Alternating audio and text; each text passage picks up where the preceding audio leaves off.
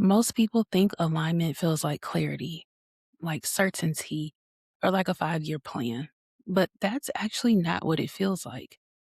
Alignment feels like recognition. It feels like something unexpected happens, and instead of instantly panicking, you say, of course that happened. What if alignment isn't about controlling the outcome? What if it's about becoming the version of you who naturally matches the opportunities that show up? What if divine timing isn't actually mystical, but relational? And here's the truth: when you're in alignment, your life starts responding to who you've become. Alignment looks like being in conversation with your life. And today I want to kind of break this down for you because one of the things that's been happening as I'm coaching my one-on-one clients is that people have asked me, well, how do you know when you're in alignment? You seem to be in alignment all the time.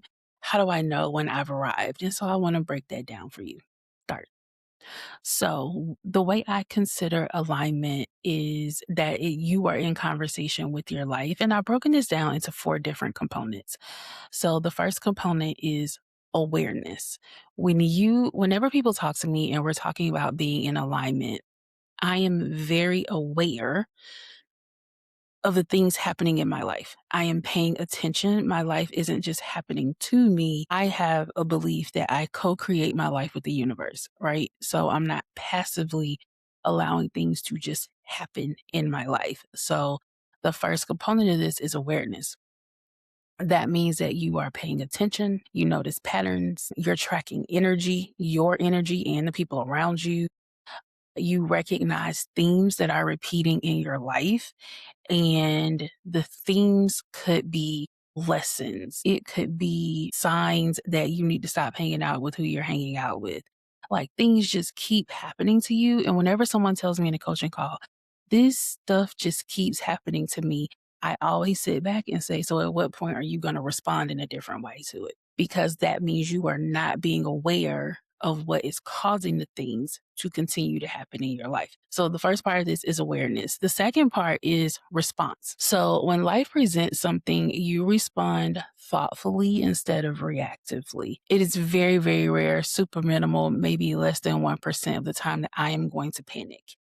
That's not happening. Number 2, overthinking. This is a big one with people who are in coaching with me, and sometimes I find myself guilty of this, is that I'm overthinking the outcome or overthinking a result, right? But overthinking is a symptom of control. Overthinking is you trying to control things that you have no control over. Okay. When you reframe overthinking in your mind from preparedness or being ready to handle anything and everything, you realize that you are a control freak and you really can't control other people. You can only control you. So coming up with multiple ways something can happen and throwing yourself into a spiral isn't actually helpful. The response, this came out of nowhere, isn't really something I focus on. The reframe that I have for that one is, does this fit who I'm becoming? I'll give you a quick example of this. It kind of started in January. I saw this a couple weeks ago where there was a charge on my debit card, and I was like, I know I didn't make this. But it was just one, right? It was just one, and it was a small amount, and I disputed it, and then I won. December, I ordered a gift. The gift never showed up. I reached out to the company. The company was unhelpful. So I ended up having to file a claim with the bank. I won it because I never got it. So that's December, January. It is now February. Last week, random charge showed up on the account, small amount. I disputed it. I woke up this morning to someone trying to take $3,000 out of my account. Now, me being like, this came out of nowhere, all of those things were seemingly insignificant and they don't make any sense. So, yeah, that did come out of nowhere, or did it? Does this fit who I'm becoming? Prior to all of this happening, at the end of last year, I made a declaration that I was ready to like really, really start studying finances and studying wealth, not budgeting, but like wealth. How do I make my money make money? So I wanted to know about investing. I wanted to know about REITs. I wanted to know about stocks and what things I should be investing in as a business owner. And one of the things that happened was I joined a program that is teaching me about finances. And one of the recommendations was a very specific bank account. And I've known this since the beginning of December. Okay. And I was like, I'll get to it. I'll get to it. I'll get to it. December, there's an issue. January, there's an issue. And now February, there's an issue. And so as I'm looking at the fact that I have had my bank account for well over 20 years at this bank. This is the first bank account I ever had. I've not had any issues like this. But now 3 months in a row, I have had to dispute things to the point that I have like no debit cards now because they've turned everything off. It looks like I am being a fraudulent person, but the reality is that I knew at the top of December that I needed to move banks and I didn't. And so the mindset shift for me when I saw that this morning was, well, of course.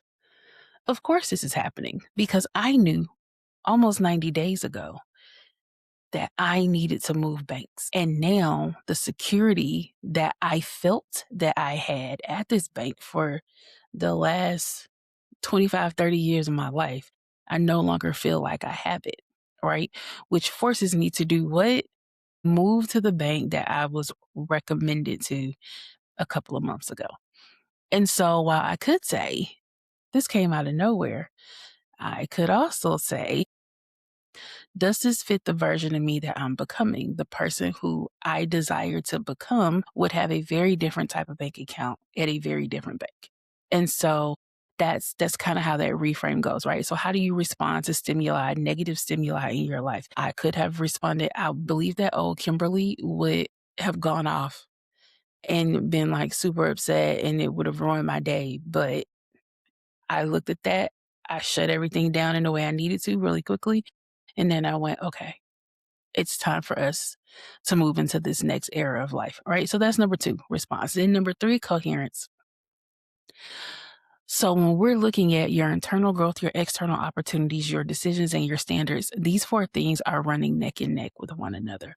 When you make a decision to do something, it requires a different version of you to show up. And when you show up differently, then external opportunities will begin to show up for you. The universe will begin to give you the things, even things you didn't necessarily ask for, but things that are in direct alignment with where you're going will begin happening. When you make decisions that are favorable to the person you are becoming, your standards increase. But all of these things are happening in tandem. So how do you know when your internal growth, your external opportunities, your decisions, and your standards are all coming together? It feels calm. It feels obvious and it feels earned. One of the things that I have been kind of like going with in my brain is I was asked to mentor someone. And I was like, okay, sure. Not a big deal. I do mentorship. That's fine. And as I was thinking about it, I didn't really ask a lot of questions. The person who asked me to do this, I trust them. And so I didn't really need a lot of information. They also wanted me to make up my own mind about how I felt about this situation or about the person that they wanted me to meet. And I said, okay, fine, I'll go do it. And one of the things that I realized was this one very specific ask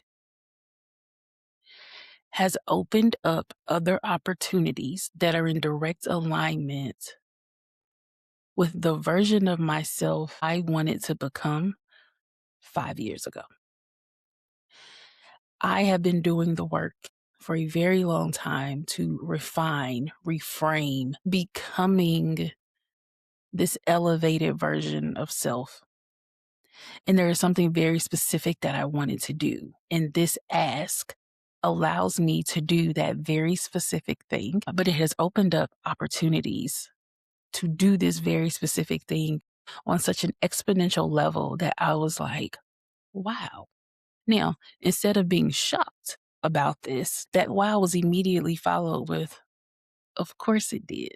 Of course things are working out this way. Of course they are, because I've done the work. My internal growth is now reaping the benefit through external opportunities because I made a decision 5 years ago to raise my standards of who I am as a business owner, as an entrepreneur, as a woman.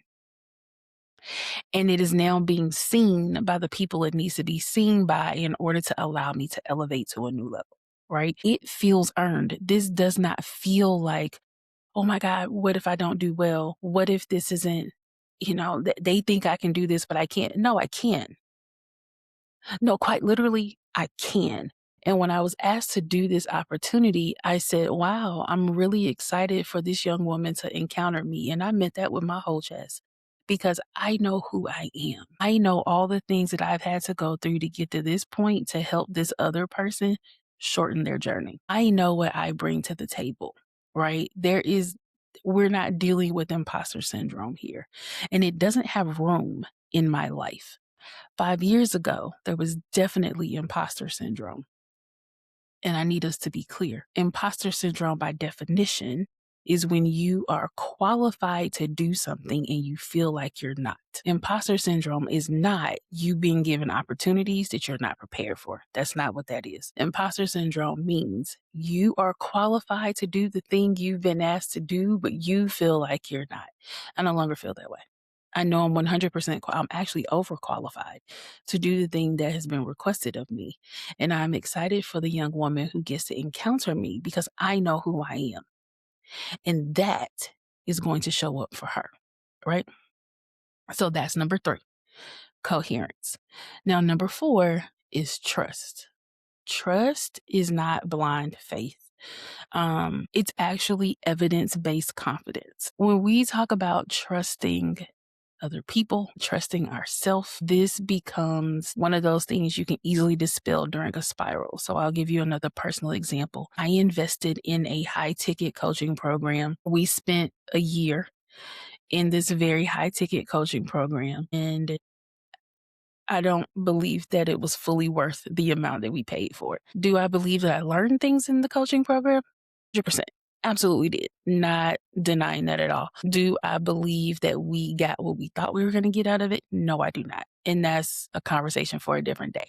But after going through that experience and realizing that I made a purchase that felt very, very aligned. I mean, all the stars aligned when I made the purchase. And then at the end of the program, a year later, I was like, was this actually still aligned? And I began questioning whether or not the decisions I was making were good. And then I had to very quickly stop the spiral. And I'm going to tell you how I stopped the spiral because I think this might help other people to know how I do this. So I made a very large purchase thinking that it was going to like exponentially help me in my business. It did not. A lot of the things that actually grow my business are things that I knew prior to that or are things counter to that situation, which is fine, which is fine. What I had to do was when we're thinking about, can I trust myself? Can I trust myself with making decisions moving forward? And I want to say it was maybe 8 to 10 weeks that I was kind of like, I'm not going to make any big decisions. I'm not going to make any big moves because I'm not sure. I don't know, right? I was feeling some type of way about it. And so I had to ask myself, is it true that I make bad decisions? When you ask yourself that question, your brain will automatically start going to find evidence to support what you just said. And my brain was coming up empty. Actually, it wasn't empty. My brain went and found evidence of previous bad decisions, and they had absolutely nothing to do with my business. Most of them were in my personal life and from my early 20s. I don't really know anybody in their early 20s who were making the best decisions about relationships at all times. Oh, once my brain went and found the evidence of things that I considered I shouldn't be able to trust myself in this realm, I was like, oh, wait, okay. Then I asked myself another question. Is it true that I make great decisions in business? And moment after moment after moment after moment after moment kept flashing in my brain of all of the things that I have done, of all of the stages I've been on, of all of the people who are on my email list, of all of the people who constantly ask me for coaching services, of all of the people who are like, I met you 3 years ago, you completely changed my life, of all of the people who have been listening to this podcast for many years, right? And have seen the growth and they understand the journey. I was being given moment after moment after moment after moment, proving that I can trust myself and make good decisions. I still believe that the decision that I made to invest in that high ticket coaching program was a good one. The relationships that came out of it, phenomenal. There are new friendships that came out of it, and I would have never met these people had I not gone down this particular avenue and journey. I also think that it let me see from a CEO standpoint of things to be cautious of as I grow and scale my business and move to the next level. And so I then had to realize it like, hey, you do make good decisions and you're fine. And then once I did that, I was all gas and no brakes. And then we started doing all sorts of things. But that was how I stopped the spiral. Um, the fact that it was 8 to 10 weeks before I really like tapped in and was like, hey, what's going on? Shows that I was out of practice. It shows that I was not as committed and devoted to myself as I have been in the past when it goes to checking in with myself. And I 100% fell out of alignment. And once I got it together and was like, hey, we're not doing this. You are out of alignment mentally, physically, spiritually, emotionally, everything was off. I was like, we're not going to do this. And then once I went through that and I calculated those things and then I got the evidence, and I could prove that no, I make great decisions, guess what? Everything realigned. Everything realigned. One of the things that I started a year and a half, 2 years ago, maybe, was I got a plant. And my plant's name is Abby, that is short for abundance. And the reason I got the plant was that I wanted to be able to see a physical manifestation or physical representation of how I feel in life. And so whenever Abby is like, all the leaves are going down. She looks like she's dying. I have neglected to check in with my plant. And because I have neglected to check in with my plant, that also means I probably haven't checked in with myself.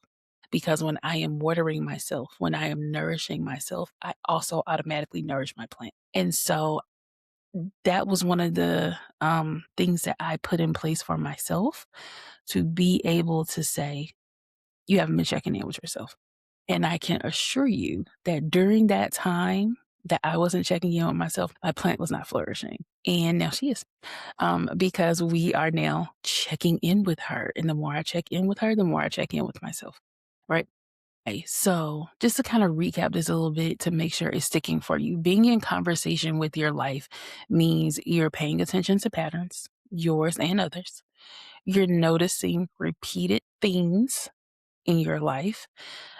You're tracking what energizes you versus drains you. If you need like hard, concrete way to do that, I'm going to put down in the show notes a video to my time and energy audit.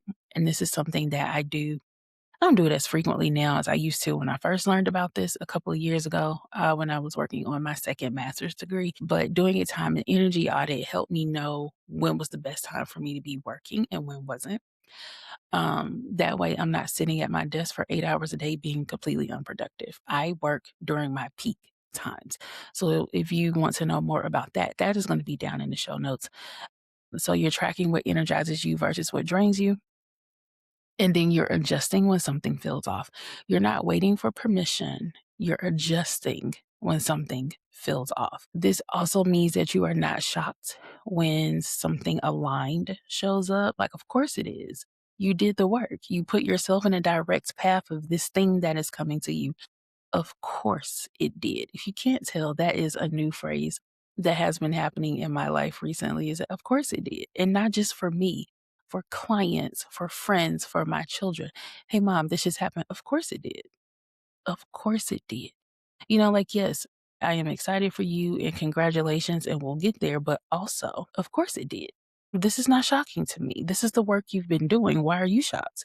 This is what you've been calling in. Why are you shocked? This is what you've been manifesting. Why are you shocked? Right? And so instead of being like, oh my God, I can't believe this happened. Yeah, I can. I did the work. I totally believe this happened because of course it did. Right. And you are now ready for it. So that leads us into divine timing. Divine timing doesn't necessarily have to be mystical. I believe that I used to think when I was super heavy in the church growing up that divine timing meant God was in control of everything. And I think that as an adult, my vision, my views on that has changed. Divine timing is not about sitting still and waiting for some outside being to do something for you. It's about doing the work. It's about becoming clearer.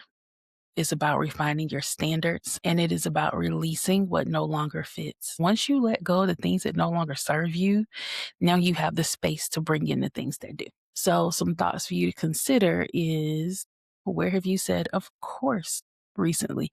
And if you haven't, I want you to start paying attention to that to see where you can say that.